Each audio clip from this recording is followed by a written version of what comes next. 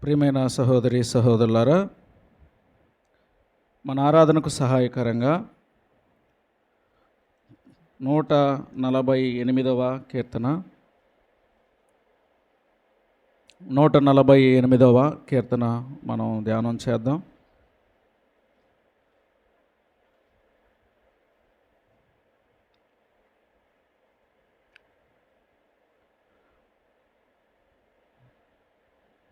నూట 148వ కీర్తన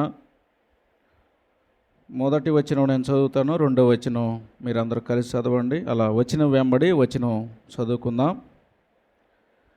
148వ కీర్తన మొదటి వచనం. యెహోవాను స్తుతించుడి, ఆకాశవాసులారా యెహోవాను స్తుతించుడి, ఉన్నత స్థలముల నివాసులారా యెహోవాను స్తుతించుడి.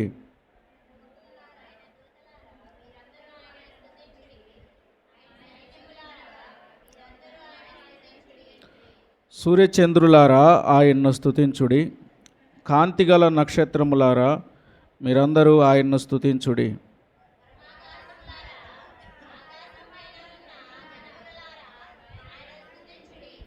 యెహోవా ఆజ్ఞ ఇయ్యగా అవి పుట్టెను, అవి యెహోవా నామమును స్తుతించునుగాక.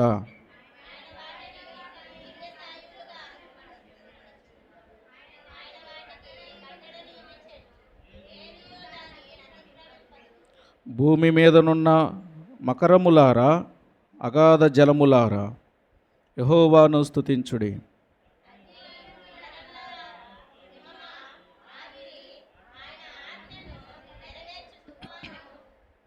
పర్వతములారా సమస్తమైన గుట్టలారా, ఫలవృక్షములారా సమస్తమైన దేవదారు వృక్షములారా,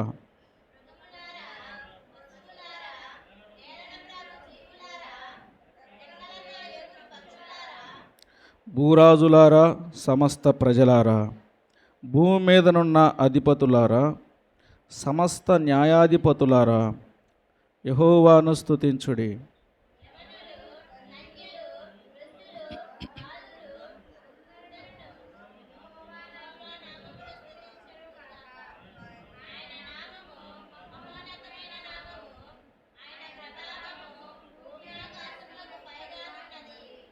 ఆయన తన ప్రజలకు తన ఒక శృంగమును హెచ్చించి ఉన్నాడు. అది ఆయన భక్తులకందరికీ, ఆయన చెంతజేరిన జనులకు ఇజ్రాయేలులకును ప్రఖ్యాతికరముగానున్నది. యెహోవాను స్తుతించుడి. దేవుడు మనం చదువుకున్నటువంటి లేఖనముల ద్వారా మనతో మాట్లాడునుగాక. ప్రియమైన సహోదరి సహోదరులారా, ఈ 148వ కీర్తన మనం మొదటి నుంచి ఆఖరి వరకు అనగా 14 వచనాలు చరణాలు. ఇదేందండి? కీర్తన అంటే ఏంది? కీర్తన అంటే పాట. ఈ పాటకు ఎన్ని చరణాలు ఉన్నాయి? ఇప్పుడు చెప్పాక 14 చరణాలు ఉన్నాయి. 14 చరణాలు ఉంటే ఒకే మాట సారికి వస్తుంది. ఏంటి ఆ మాట? యెహోవాను స్తుతించండి, యెహోవాను స్తుతించుడి. సుమారు 13 సార్లు స్తుతించుడి స్తుతించుడి అని ఈ కీర్తనలో ఉన్నది. ఆయన్ని ఎందుకు స్తుతించాలి? సారికి చెబుతున్నాడంటే ఆయన్ను స్తుతించడం ఎంత ప్రాముఖ్యమో, ఆయన్ను స్తుతించడం ఎంత శ్రేష్టమో. అయితే ఈ అధ్యాయంలో సుమారు 10 వచనాలు, సుమారు 10 చరణాలు కూడా ఆయన చేసిన సృష్టి అంతటి పేర్లన్నీ రాయబడ్డాయి. ఆయన చేసిన సృష్టి, ఆకాశము, భూమి, సూర్యచంద్ర నక్షత్రాలు, సముద్రము, అందులో ఉన్న జీవరాశులు, కొండలు, ఏమండి, అన్నీ ఆయన చేసిన సృష్టి అంతటిని గురించి 10 వచనాల్లో రాయబడ్డాయి. 11 నుంచి మనం చూసినప్పుడు అప్పుడు జనుల గురించి, రాజుల గురించి మనం చూస్తాం. అయితే 148వ కీర్తన మొదటి చరణములో యెహోవాను స్తుతించుడి, ఆకాశవాసులారా యెహోవాను స్తుతించుడి. ఆకాశవాసులారా అంటే ఎవరండి? ఆ? భూలోకవాసులారా అంటే మనం, ఆకాశవాసులు అంటే ఆ? దేవదూతలు. దేవదూతల్ని మొదటిగా ప్రస్తావిస్తూ ఆకాశంలో వాసులారా అంటే నివసించేవారులారా. అసలుకి మనిషి కంటే ముందుగా, నరుణ్ణి సృష్టించక ముందుగా ఎవరున్నారు అంటే దేవుని దూతలే ఉన్నారు. వారు ఆయన్ను నిరంతరం ఏం చేస్తూ ఉన్నారు? స్తుతిస్తూ ఉన్నారు. యెషయా గ్రంథం 6వ అధ్యాయంలో మనం చూస్తాం కదా. యెషయా గ్రంథం 6వ అధ్యాయంలో మనం చూస్తాం, వాళ్ళు చేసేటటువంటి స్తుతులు ఏమిటి? పరిశుద్ధుడు, పరిశుద్ధుడు, పరిశుద్ధుడు, ఇంకొక పేరు లేదేక. ఆయన పరిశుద్ధుడు, ఆయన పరిశుద్ధుడు, ఆయన పరిశుద్ధుడని గాన ప్రతిగానాలు చేస్తూ ఉన్నారు 6వ అధ్యాయంలో. మొదటిగా ఆకాశవాసులారా యెహోవాను స్తుతించుడి, ఉన్నత స్థలముల నివాసులారా ఆయనను స్తుతించుడి.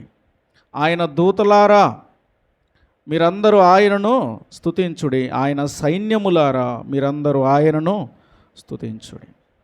ఈ 2 వచనాల్లో పరలోకంలో ఉన్నటువంటి దేవుడు, ఆయన దూతలు, కెరూబులు, షెరూబులు అనేవారు, ఆయన స్తుతులు, ఇవన్నీ మనం చూస్తూ ఉన్నాం. ఈ 3వ వచనములో ఆయన కలుగు చేసిన సృష్టి అంతటిని గురించి మనం చూస్తాం. 3వ చరణం, సూర్యచంద్రులారా ఆయనను స్తుతించుడి, కాంతిగల నక్షత్రములారా మీరందరూ ఆయనను స్తుతించుడి, పరమాకాశములారా ఆకాశం పైనున్న జలములారా. ఆకాశం పైన ఏమున్నదంట? జలములు. నోవాహు గురించి మనం చెప్పుకున్నప్పుడు ఆ జలప్రలయంలో ఆకాశము నుండి ఏమొచ్చినాయి? ఇప్పుడు కూడా వర్షం ఎక్కడి నుంచి వస్తుంది? ఆకాశం నుంచి వస్తూ ఉంది. ఆయన ఆకాశము తూములు విప్పాడండి. అయితే అవన్నీ చెబుతూ 5వ చరణములో మనం చూస్తూ ఉన్నాం, యెహోవా ఆజ్ఞ ఇయ్యగా అవి పుట్టెను, అవి యెహోవా నామమును స్తుతించునుగాక. అవి ఎలాగూ పుట్టాయి, అవి ఎలాగూ సృష్టించబడ్డాయి అంటే యెహోవా ఆజ్ఞ ఇయ్యగా అవి కలిగాను, అవి పుట్టినాయి. అందుకే అవి ఏం చేస్తున్నాయి అంట? సూర్యుడైన నక్షత్రాలు ఇవన్నీ కూడా దేవుని ఆజ్ఞను ఎన్నడూ మేరలేదు. ఆయన కలుగు చేసిన సృష్టి అంతా ఆయన ఆజ్ఞను ఎన్నడూ మేరలేదండి. ఆ కింద వచనంలో ఉన్న చూడండి ఆ మాట, 6వ చరణములో, ఆయన వాటిని నిత్య స్థాయువులుగా స్థిరపరిచి ఉన్నాడు, ఆయన వాటికి కట్టడ నియమించెను, ఏదియు దానిని నతిక్రమింపదు. ఏమండి, దేవుడు వాటికి ఏం చేశాడంట? ఒక కట్టడ నియమించాడు. ఇదిగో నువ్వు ఇలాగూ పని చేయాలి. సూర్యుడు ఎటు నుంచి రావాలా? తూర్పు నుండి పడమటకి వెళ్ళాలి. అది నిత్యము జరిగే ప్రక్రియ. సూర్యుడు ఏమాత్రం దానిని మేరడానికి వీలు లేదు. దేవుడు ఆయన పుట్టించినటువంటి ప్రతి సృష్టికి, ఆ సృష్టి యావత్తు కూడా ఒక కట్టడ నియమించాడు. ఆ కట్టడ ప్రకారముగా అవి ఆ పని జరిగించాలి. అక్కడ వాటి గురించి రాయబడినటువంటి చక్కని మాట ఏమిటంటే, అవి ఎన్నడూ దానిని అతిక్రమింపవు. ఎంత చక్కని పేరు అండి అది! ఎంత సాక్ష్యం వాటి గురించి. మనం ఆయన కలుగు చేసిన, ఆయన పుట్టించినటువంటి సృష్టి అంతా కూడా ఏమాత్రము ఆయన మాటను తృణీకరించవు, లేక ఆయన మాట వినకుండా ఉన్న ఆయన చెప్పినట్లుగా చేయాలి. కానీ మనుషులైనటువంటి మనమే ఆయన మాటను మీరేది, ఆయన మాటను అతిక్రమించేది. ఇక్కడ కింద వచనాల్లో మనం చూస్తాం, 7వ వచనం, 7వ చరణం, భూమి మీదనున్న మకరములారా. మకరములంటే మకరములంటే ఏంది? మకరములారా అంటే మొసళ్ళు. అగాధ జలములారా, యెహోవాను స్తుతించుడి. అగ్ని, వడగండ్లారా, హిమమ, ఆవిరి, ఆయన ఆజ్ఞను నెరవేర్చు తుఫాను. పేరు చూడండి ఎలా ఉంది. తుఫాను ఏం చేసిద్దంట? ఎవరి ఆజ్ఞను? దేవుని ఆజ్ఞను పలానా సమయాన్ని తుఫాను పడమని దేవుడు చెబితే తుఫాను వచ్చిందంట. అంటే సృష్టి యావత్తు కూడా ఆయన ఆజ్ఞను అతిక్రమింపదు. సృష్టి అంతా కూడా దేవుని మాటను తృణీకరింపదు. ఎందుకంటే వాటిని కలుగు చేసిన వాటిని అడిగితే సూర్యుడా లేక భూమి లేక చంద్రుడా ఎందుకు మీరు ఉదయాన్నే వస్తూ ఉన్నారు, సూర్యుడా ఉదయాన్నే తూర్పు నుంచి ఎందుకు వస్తావని సూర్యుడిని అడిగితే, సూర్యుడికి ఒకవేళ దేవుడు మాట ఇస్తే ఏం చెబుతాడు? సూర్యుడు ఏం చెబుతాడు? నా దేవుడు నన్ను సృష్టించాడు గనుక, దేవుడు నాకు ఆజ్ఞ ఇచ్చాడు గనుక ఆయన ఆజ్ఞను నేను మేరను.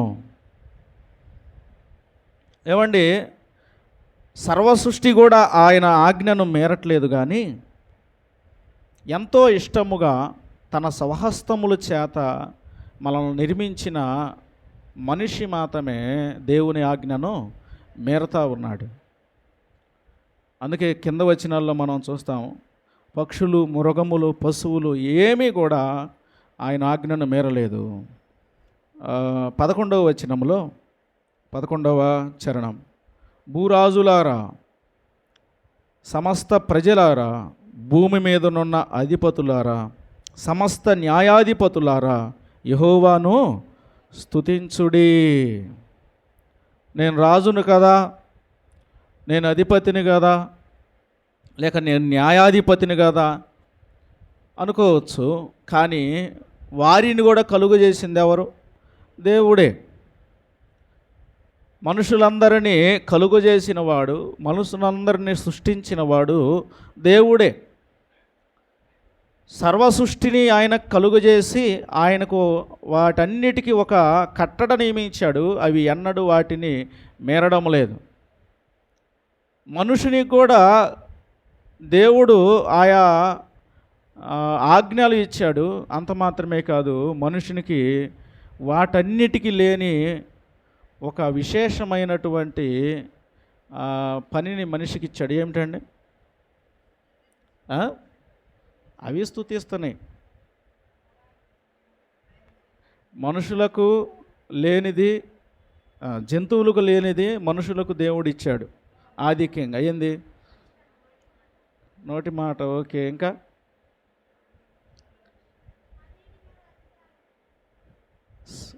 స్వేచ్ఛ ఇచ్చాడు.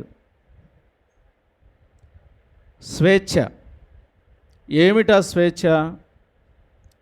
ఈ లోకంలో సర్వసృష్టికి ఒక కట్టడ నియమించి అవి ఎన్నడూ వాటి దేవుని ఆజ్ఞను మేరకుండా చేశాడు. కానీ మనిషికి దేవుడు ఏం చేశాడంటే, అవ్వ ఆదాము వారు జీవిస్తున్నటువంటి కాలంలోనే ఇదిగో వీటన్నిటిని తినండి, దీన్ని మాత్రం మీరు తినొద్దు, వీటన్నిటినీ మీరు భుజించండి. దాన్ని ఏమంటారంటే స్వేచ్ఛ అంటారు. దేవుడిచ్చిన స్వేచ్ఛను మనిషి కాలరాశాడు. ఆ స్వేచ్ఛను తన ఇష్టానుసారంగా తాను జరిగిస్తూ వస్తూ ఉన్నాడు. మన పిల్లలను వదిలేసామనుకోండి, వాడు ఎలా తయారవుతాడు? మంచిగా తయారవుతాడా? వాడిని మాట్లాడి గద్దించి సారి చెబితేనే అంతంత మాత్రం. అసలు ఇక నీ ఇష్టం వచ్చినట్టు చేయరా అని వాడికి స్వేచ్ఛ ఇస్తే ఏమంటే ఇక వాడి ఇష్టం వచ్చినట్టుగా ప్రవర్తిస్తాడు.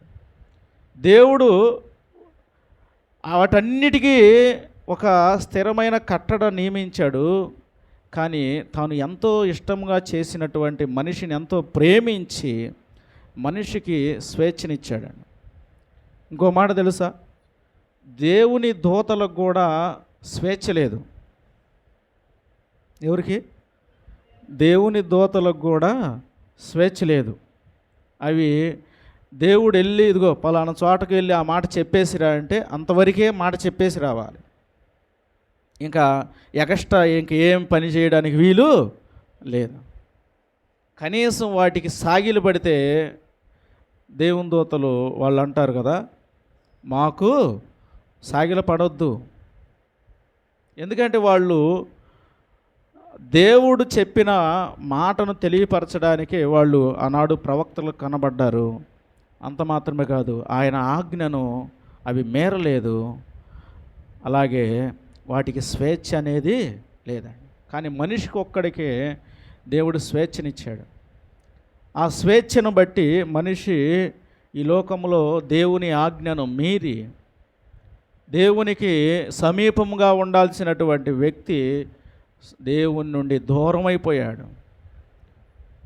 దేవుని నుండి దూరం అయిపోయాడు, కానీ పాపానికి దగ్గరయ్యాడు. దేవుని నుండి దూరం అయితే వాడు ఎక్కడికి దగ్గర అవుతాడంటే పాపానికి దగ్గర అవుతాడు. మంచి నుండి దూరం అయితే ఎక్కడికి వెళ్తాడు? చెడుకే వెళ్తాడు. దేవుని సన్నిధి నుండి దూరం అయితే లోకంలోకే వెళ్తారు. మనిషి చేసినటువంటి పనులు ఎంతో భయంకరమైనవి,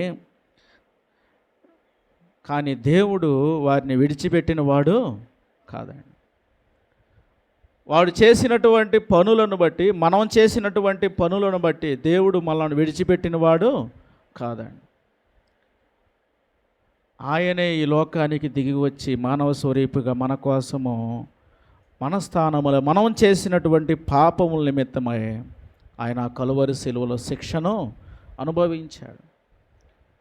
మాట మీరి దేవుని ఆజ్ఞను మీరి చేసిన ఆ పాపమును బట్టి వచ్చిన మరణానికి, ఆ మరణంలో నుండి మనల్ని దేవుడు జీవంలోనికి నడిపిస్తానికి యేసుక్రీస్తు వారే మానవ స్వరూపిగా ఈ లోకానికి వచ్చాడు. ఆయన ఈ లోకానికి వచ్చి మనుషులందరి కొరకు, ఏమండి, ఆయన ఈ లోకంలో ఉన్న సూర్యుడి కోసమో భూమి కోసమో లేక ఈ సృష్టి కోసమో ప్రాణం పెట్టలేదు.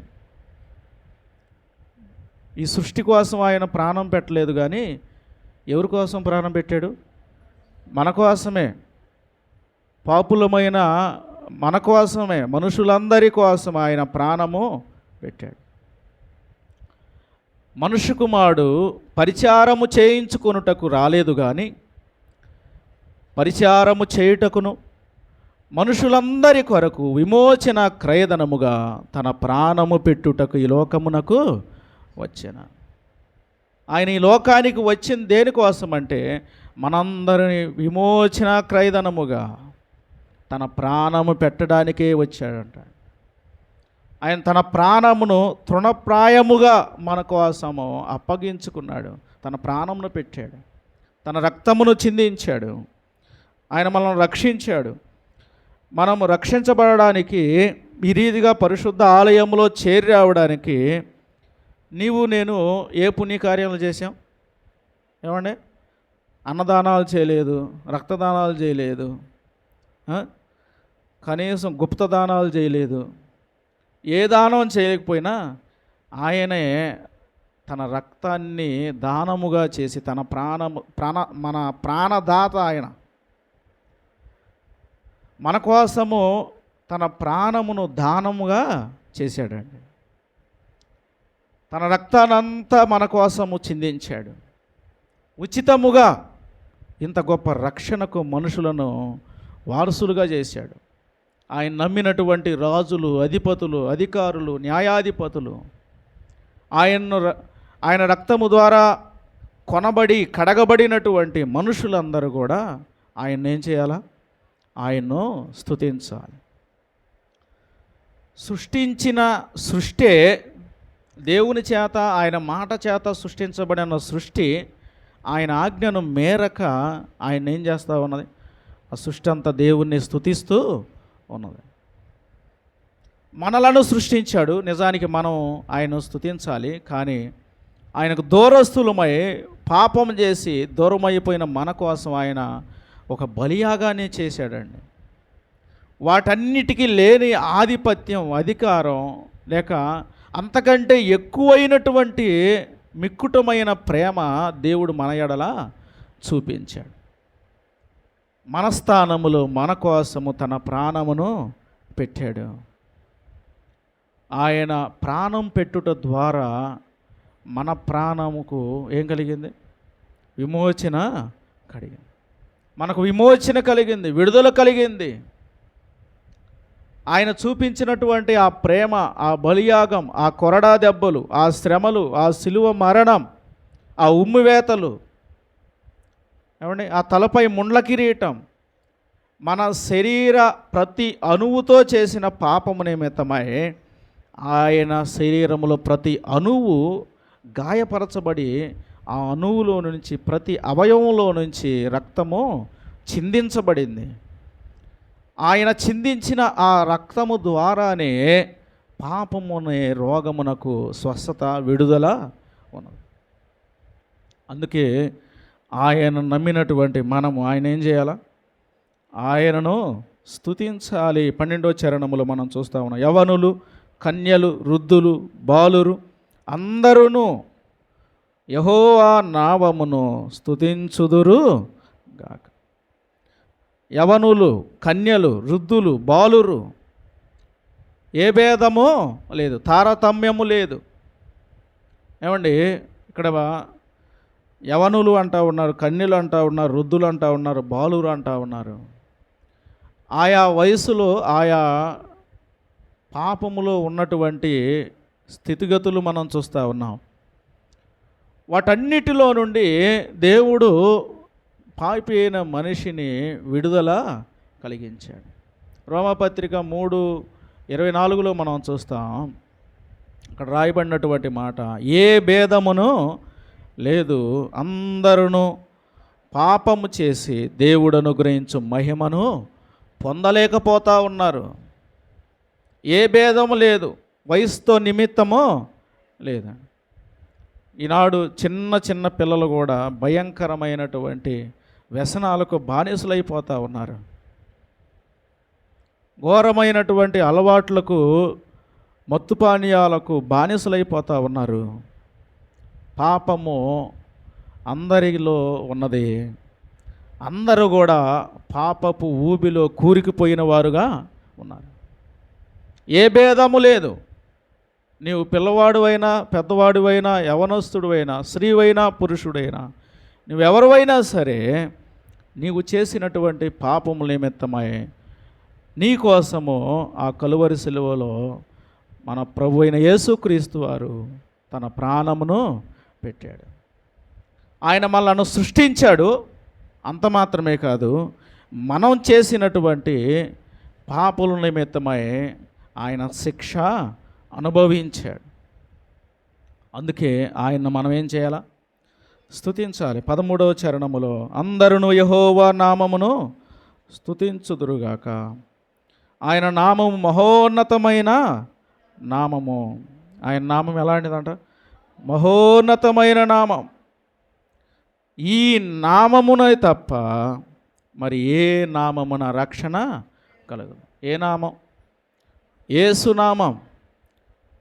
యేసుక్రీస్తు అనే నామమున తప్ప మానవాళికి రక్షణ లేదు. అపోస్తలుల కార్యంలో మనం ఆ మాట చూస్తాం. ఈ నామమున తప్ప మరి ఏ నామమున, భూమి కింద అయినను ఆకాశంలో అయినను ఏ నామం వలన మనకు రక్షణ కలగదని మనం చూస్తూ ఉంటాం.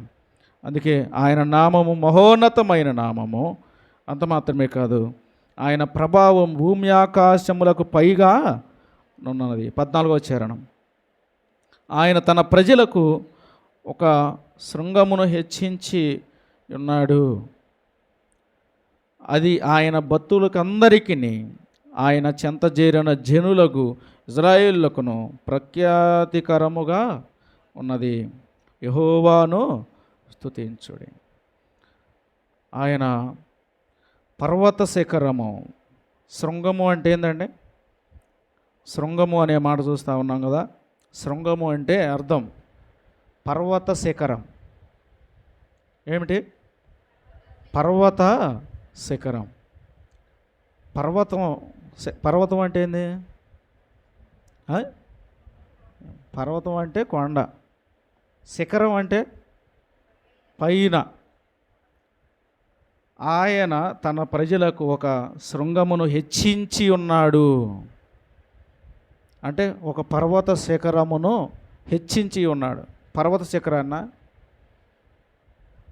ఆ పర్వత శిఖరము పైన సిలువేయబడినటువంటి యేసు, ఆ పర్వతం కల్వరి కొండ, ఆయన యెరూషలేము వీధుల్లో ఏడ్చబడి మన స్థానములో మన కోసం ఆయన ఆ సిలువను మోసుకుంటూ ఆ కొండ ఎక్కాడండి. మనం నడుస్తూ కొండ ఎక్కాలంటే ఇప్పుడు ఇంకా కొండలకు ఏం చేస్తున్నారు? మెట్లు, రహదారులు వేసి డైరెక్ట్గా బస్సులు కూడా వెళ్ళేటట్లు చేస్తున్నారు. కానీ ఆ రోజుల్లో ఏమీ లేవు. అసలు మెట్లుంటేనే మనం ఎక్కడం కష్టం. కానీ ఆయన ఆ సిలువను మోస్తూ, ఒకసారి ఆలోచించేయండి, సిలువ భారాన్ని మోస్తూ ఆయన రాత్రంతా ఆహారం ఏమీ పుచ్చుకోలేదు.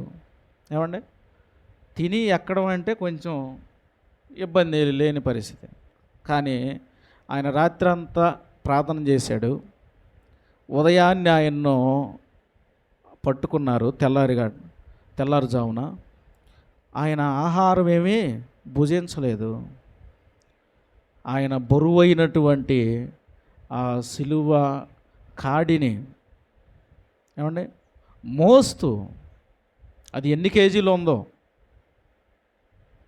దాని అంచనా లెక్కేశారు. అది మరి ఎంతవరకు నిజమో కాదు, కానీ ఆ బరువు, ఆ భారాన్ని మోస్తూ ఆయన కొండ మీదకి ఎక్కాడండి.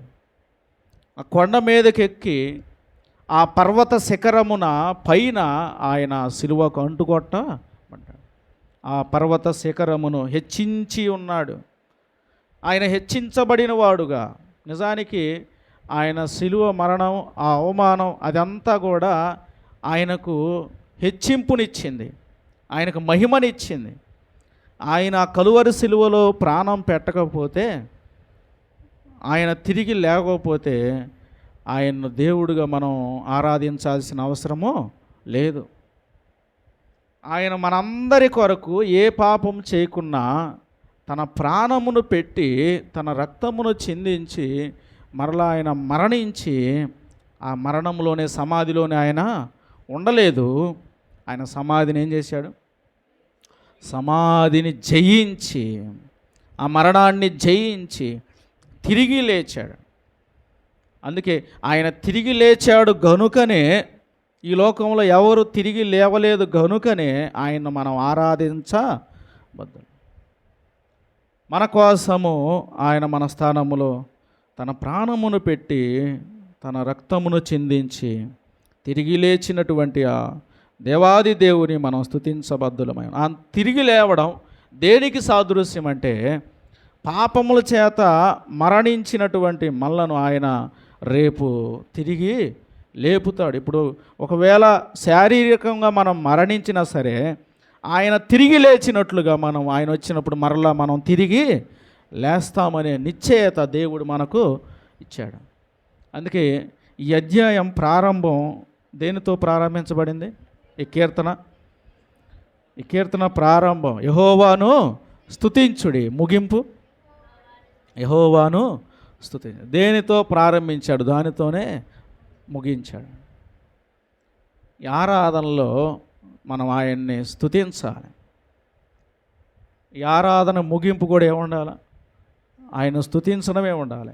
ఈ ఆరాధన అంటే ఆయన మీదే, ఆయన చేసిన కార్యముల మీదే, ఆయన మన కోసం చేసిన ఆ కార్యమును బట్టి ఆయన్ను స్తుతించి, ఆయన్ను మహిమర్చి, ఆయన్నే జ్ఞాపకం చేసుకోవాలి. అందుకే ఆయన అన్నాడు, నన్ను జ్ఞాపకము చేసుకున్నట్టుకై దీనిని చేయండి.